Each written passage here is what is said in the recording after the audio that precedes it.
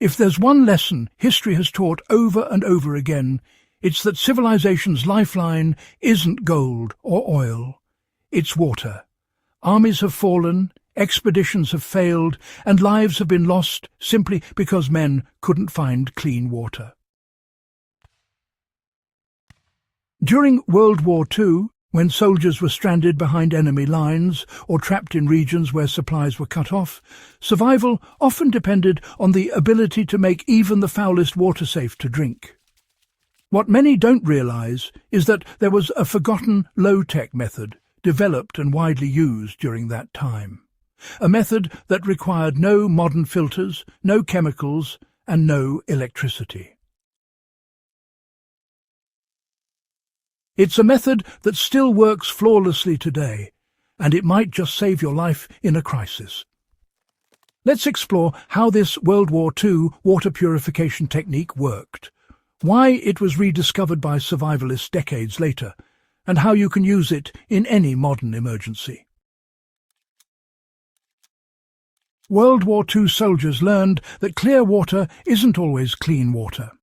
In wartime, soldiers didn't always have the luxury of fresh streams or canteens filled by logistics teams. Especially in the Pacific, North Africa and Eastern Europe, troops often faced stagnant ponds, muddy ditches, or bomb crater puddles as their only water sources. The clear-looking water could still harbour deadly bacteria like dysentery, typhoid and cholera. And, to make matters worse, boiling wasn't always an option. Smoke and fire could give away positions, or, well, fuel simply wasn't available. So, soldiers and medics began experimenting with ways to mimic nature's own filtration system. They observed that water trickling through layers of sand, charcoal and clay emerged cleaner and, safer to drink. Over time, this became a practiced, field-tested method of natural filtration, later known as the field column filter or soil seep filtration.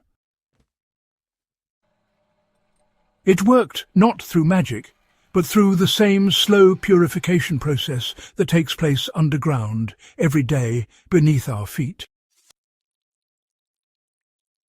The field filtration method used the earth itself to clean water. This forgotten purification technique was built on a simple principle. Water that passes through fine-grained material becomes cleaner as impurities get trapped along the way.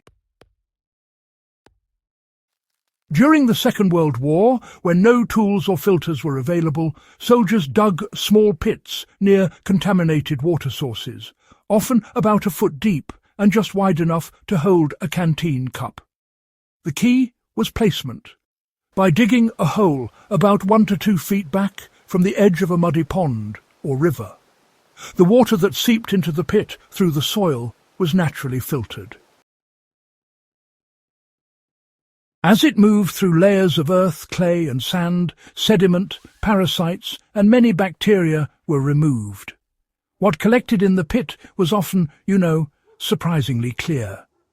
Medics and engineers confirmed through later testing that this method could remove a large percentage of harmful material, making the water far safer to drink, especially if combined with a small amount of boiling or solar exposure afterward. This was particularly useful in combat zones where stealth was, absolutely vital. The process required no fire, no visible equipment, and no noise, just patience. Soldiers learned to wait for the pit to fill slowly, then draw the water carefully from the top layer. It wasn't a perfect system, but in countless reports it really meant the difference between dehydration and survival. How to recreate the World War II soil seep filter in any environment? You can replicate this method anywhere with only basic materials or, honestly, even bare hands. Let's say you're near a muddy stream, pond, or even a stagnant puddle. Step back about a foot or two from the water's edge and dig a small pit, about as deep as your hand, and wide enough to hold a cup or bottle. Let it sit for several minutes until water begins to seep in naturally. What you're seeing is filtered groundwater forced through the natural soil barrier. Once the pit fills, just allow the sediment to settle for a moment. Then you want to gently scoop from the surface, taking care not to disturb the bottom. If you can, pour that water through a cloth or bandana. This helps remove fine silt. Even without any further treatment, it's dramatically cleaner and honestly much less likely to carry pathogens than the raw source water. If you do have the means to boil it, even if only briefly, you'll have achieved one of the safest, simplest and most reliable purification systems known to field survival.